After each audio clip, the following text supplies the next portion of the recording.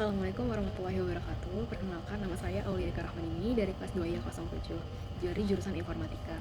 Kelebihan saya adalah saya memiliki pengetahuan dan juga semangat belajar yang tinggi serta kemampuan adaptasi yang cepat. Saya juga suka bersosialisasi sehingga kemampuan tersebut membuat saya memiliki teamwork atau kerjasama tim yang baik dan juga problem solving yang baik.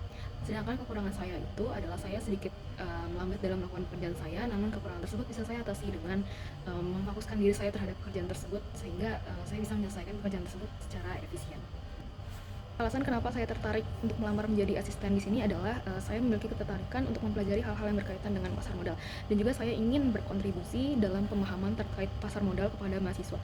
Saham itu sendiri adalah bukti kepemilikan atas suatu perusahaan.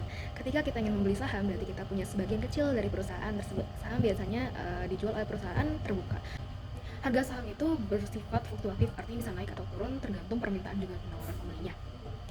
Keuntungan dari saham itu terbagi menjadi dua. Yang pertama itu ada dividen dan juga yang kedua itu ada capital gain. Dividen itu adalah keuntungan yang diberikan perusahaan dan berasal dari keuntungan yang dihasilkan perusahaan. Capital gain itu adalah keuntungan yang diperoleh dari selisih harga jual dan beli aset seperti saham. Misalnya nih, kamu beli harga saham di harga rendah dan juga kalian menjual saham itu di harga tinggi. Terdapat dua analisa dalam saham. Yang pertama itu ada analisa fundamental, yang kedua teknikal. Analisa fundamental itu sendiri adalah cara untuk menilai kualitas saham dengan melihat kinerja dari perusahaannya. Meskipun harga saham itu bisa turun ataupun naik, maka kinerja perusahaan itu yang baik itu tercermin dalam harga saham yang stabil dan juga terus meningkat dalam jangka panjang. Nah, yang selanjutnya itu ada analisa teknikal. Analisa teknikal itu sendiri adalah analisa di mana kita hanya berfokus terhadap harga dari suatu saham tersebut. Cara kerjanya adalah analisa ini memprediksi pergerakan saham dengan data penjualan di masa lampau.